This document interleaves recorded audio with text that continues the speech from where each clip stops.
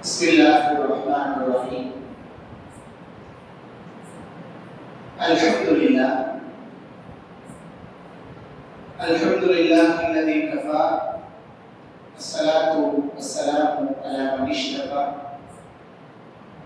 وعلى آله الشرفاء وأصحابه النجباء خصوصا على خلفاء. لا وسيلة إلا أنت يا رسول الله. السلام عليك وآلك وأصحابك رضوان الله تعالى عليهم أجمعين. أما بعد، فقد قال الله تبارك وتعالى في القرآن العظيم والفرقان المجيد: قال أعوذ بالله من الشيطان الرجيم بسم الله الرحمن الرحيم. فيؤثرون على أنفسهم ولو كان بهم خصاصة ومن يوق شح نفسه فأولئك هم المفلحون. صدق الله العلي العظيم. وقال نبينا حبيبنا شفيعنا صلى الله عليه وسلم: لا يرحم الله من لا يرحم الناس.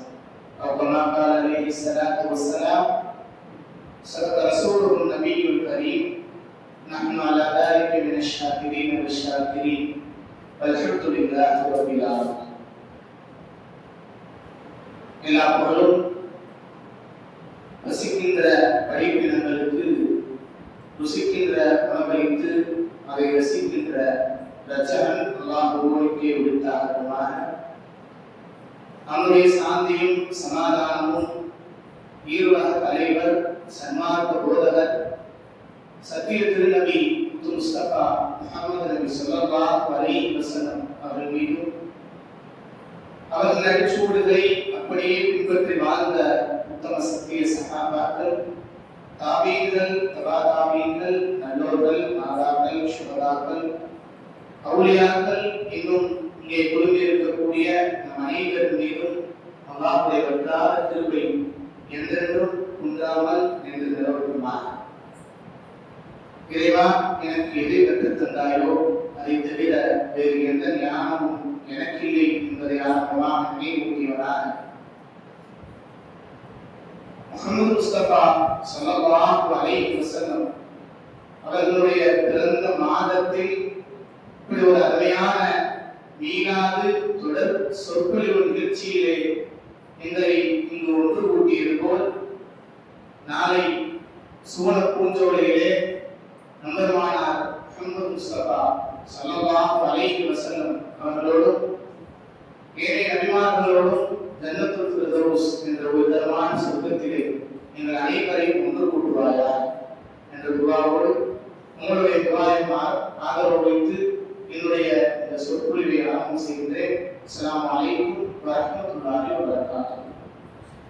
கண்ணியமான அல்லாஹ்வின் நல்லடியார்களே, சிறப்பு வாய்ந்த ஒரு ஏற்பாடு. பல இன்னல்கள் என்று சொல்றதை விட பல போராட்டங்களுக்கு மத்தியில தான் இப்படி ஒரு மீளாது தொடர் சொற்பொழிவு நிகழ்ச்சிய வருடா வருடம் நம்முடைய நேரல் சுற்று வட்டார உலமாக்கல் சபை மற்றும் ஜமாத்தாக இணைத்து இந்த நிகழ்ச்சியை ஏற்பாடு செய்து கொண்டிருக்கின்றார். அப்படி அந்த சிரமங்களை மிக அழகிய முறையில லேசாக ஆக்கக்கூடிய நிர்வாக பெருமக்கள், வேறு சுற்றுவட்டாரத்தினுடைய பள்ளிவாசல்களில் நிர்வாக பெருமக்கள் இந்த நேரத்திலே இப்படிப்பட்ட அற்புதமான ஏற்பாட்டிற்கு ஒத்துழைப்பு அளித்த அந்த ஜமாத்தார்களுக்கு, நிர்வாக பெருமக்களுக்கு உங்களுடைய உலமாக்கள் சார்பாக நன்றிகளை தெரிவித்துக் கொள்கிறோம். ஜஸாக்கல்லாஹு கைரல் ஜஸா. கண்ணியமான அல்லாஹ் நல்லடியார்களே, நன்மை நாயகம் ரசூலுல்லாஹி ஸல்லல்லாஹு அலைஹி வஸல்லம் அவர்கள் பிறந்த ஒரு மாதம்.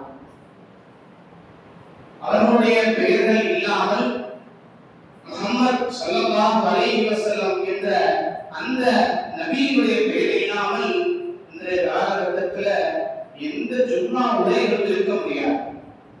நபியுடைய பெயரையோ சஹாபாக்களுடைய பெயரையோ உச்சரிக்காமல் ஒரு ஜும்மா உரையை ஒரு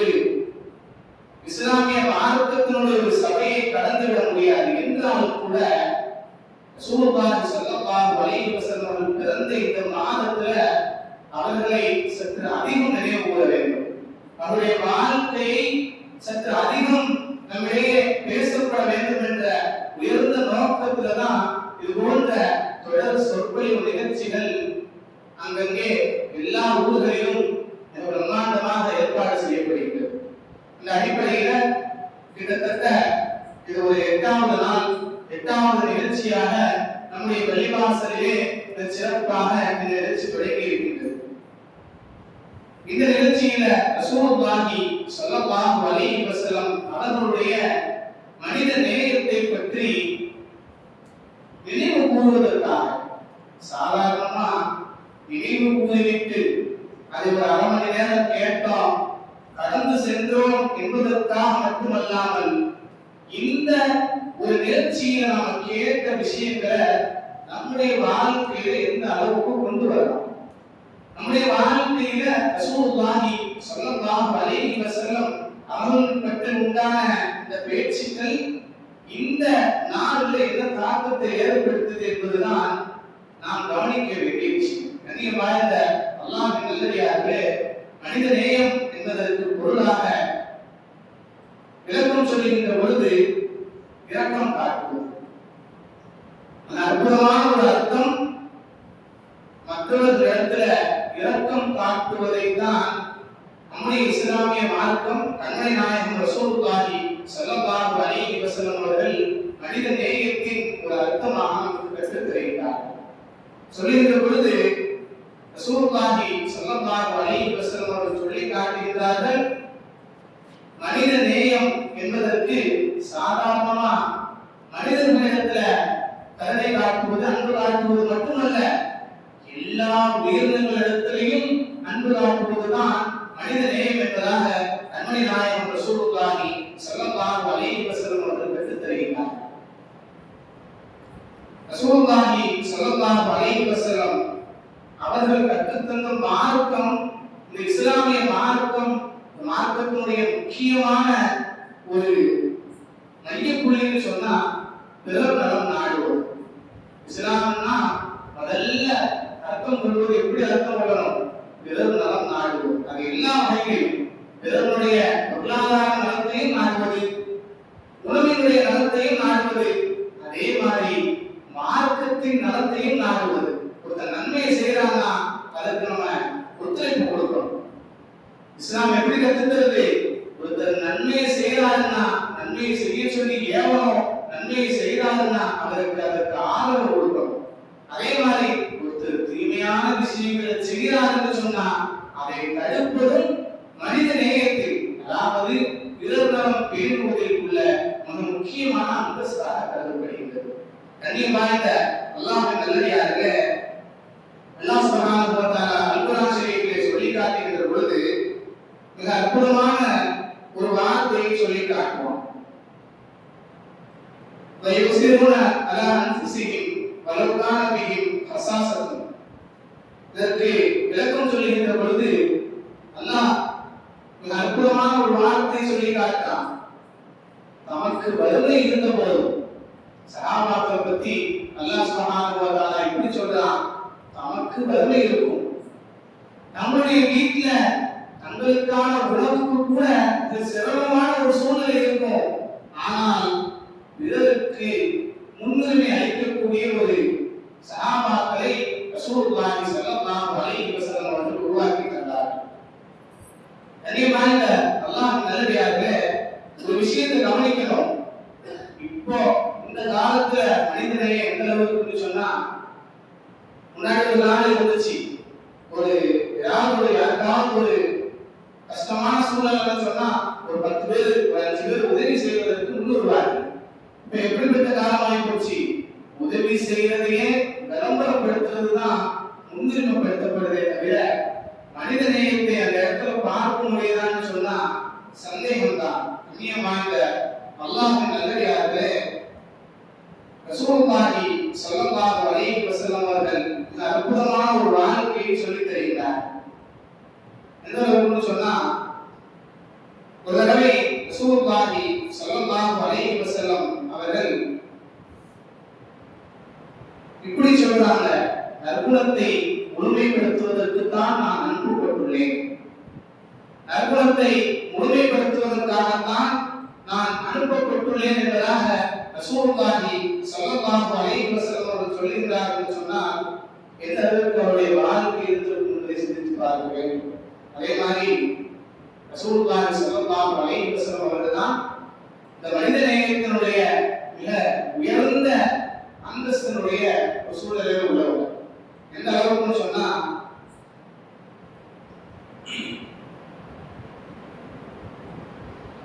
ரசூலுல்லாஹி ஸல்லல்லாஹு அலைஹி வஸல்லம் சொல்லி தருகிறார்கள், மனிதநேயத்தோடு வாழ்வது சதக்காவினுடைய அந்தஸ்தை பெற்றுத்தரும்.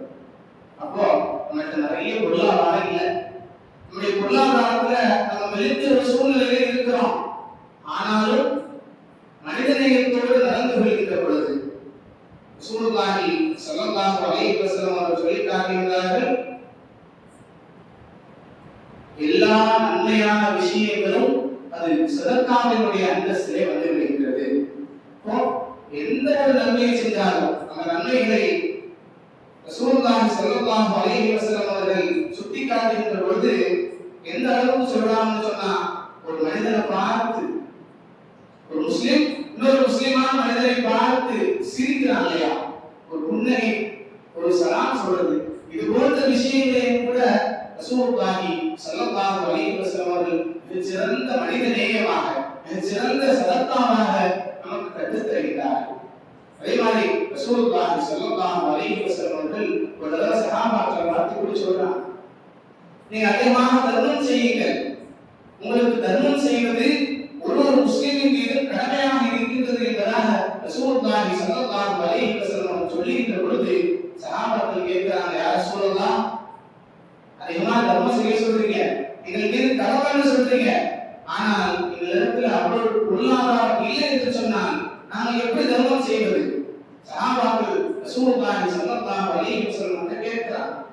அப்போ ரசூலுல்லாஹி ஸல்லல்லாஹு அலைஹி வஸல்லம் அவர்கள், நீங்க பொருளாதாரத்தை சேர்த்து வச்சுதான் தர்மம் செய்யணும் இல்லை, நீங்கள் உழையுங்கள், நீங்கள் சம்பாதியுங்கள், அதை நீங்களும் பயனடைஞ்சுக்கோங்க, மற்றவர்களுக்கும் தர்மம் செய்யுங்கள் என்பதாக ரசூலுல்லாஹி ஸல்லல்லாஹு அலைஹி வஸல்லம் சொல்லி காட்டுறாங்க. அப்போ சஹாபாக்கள் அதுக்கும் ஒருத்தருக்கு முடியல, உழைச்சு சம்பாதிச்சு தானும் பயனடைஞ்சு பிறருக்கும் கொடுப்பதற்கு ஒரு நபருக்கு முடியலன்னு சொன்னா அவர் என்ன செய்யட்டும்? யா ரசூலுல்லாஹ் என்பதாக சஹாபிகள் கேட்கின்ற பொழுது ரசூலுல்லாஹி ஸல்லல்லாஹு அலைஹி வஸல்லம் அவர்கள் சொல்லுகிறார்கள், நான் ஒரு நோயாளி இருப்பார், ஏதாவது ஒரு நோய்வாய்ப்பட்டவர் இருந்தால் அவருக்கு அந்த மனிதர் உதவி செய்யட்டும், அந்த நோயாளிக்கு அவர் உதவி செய்வதன் மூலமாக அவர் தர்மத்தை சம்பாதித்துக் கொள்ளட்டும் என்பதாக ரசூலுல்லாஹி ஸல்லல்லாஹு அலைஹி வஸல்லம் அவர்கள் சொல்லுகின்ற பொழுது அதற்கும் அவர் சக்தி பெறவில்லை என்றால் என்ன செய்வது?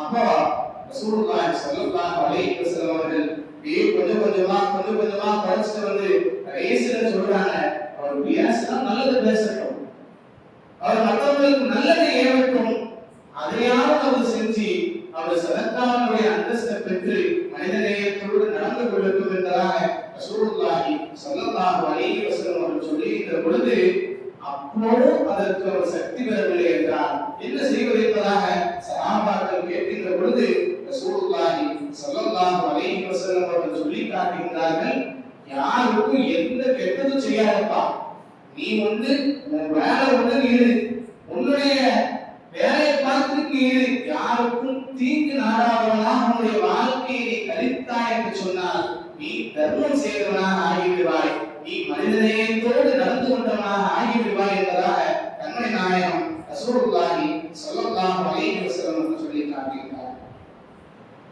அதே மாதிரி ரசூலுல்லாஹி ஸல்லல்லாஹு அலைஹி வஸல்லம் அவர்களோடு சஹாபாக்கள் எல்லாம் ஒரு பயணத்தில் இருக்கிறாங்க. அப்போ ஒரு ஏழையான ஒரு மனிதர் வந்து ரசூலுல்லாஹி ஸல்லல்லாஹு அலைஹி வஸல்லம் அவர்கள் முன்னாடி போயிட்டே இருக்கிறார். அவருடைய ஒட்டகம் ரொம்ப மெலிந்த நிலையில இருக்குது. அந்த ஒட்டகத்துல அந்த சஹாபி இங்கிட்ட அனுப்பி போய்கிட்டே இருக்கார், பல பக்கமும் இரு பக்கமும் போய்கிட்டே இருக்கார். அப்போ ரசூலுல்லாஹி ஸல்லல்லாஹு அலைஹி வஸல்லம் புரிஞ்சுக்கிறாங்க, இந்த சஹாபியுடைய ஒட்டகத்தினுடைய நிலைமை, இந்த சஹாபியுடைய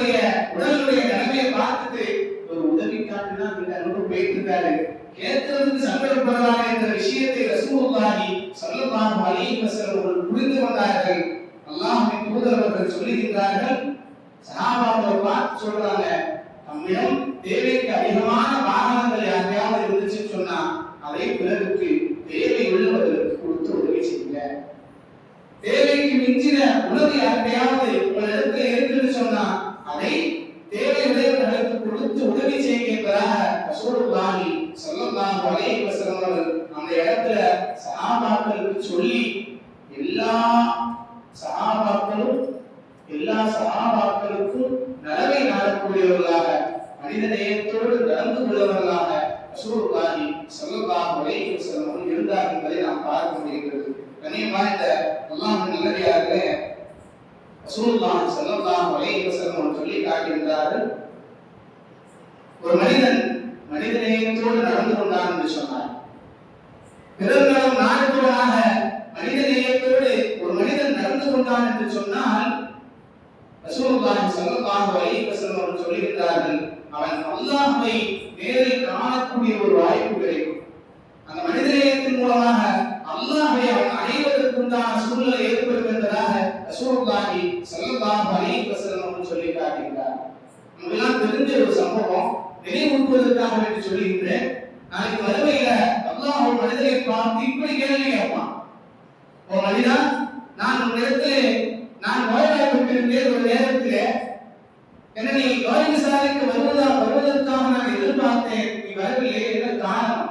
அந்த மனிதன் கேட்கிறான், அல்லாஹ் நீ நோய்வாய்ப்பட்டாயா?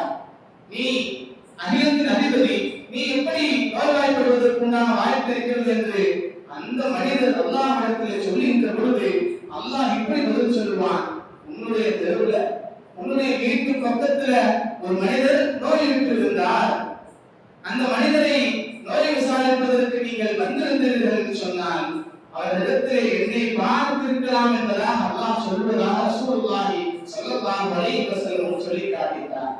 அதே மாதிரி அந்த மனிதரை பார்த்து அல்லாஹ் கேட்கிறான், நான் உன்னிடத்துல உணவு கேட்டு வந்தேன்ப்பா, நீ எனக்கு உணவு தர மறுத்துட்டு ஏது? அல்லாஹ் அந்த மனிதரை பார்த்து கேட்கின்ற பொழுது அந்த மனிதர் சொல்லுவாயா, அல்லாஹ் நீ எனக்கு உணவு கேட்டு வந்தியா?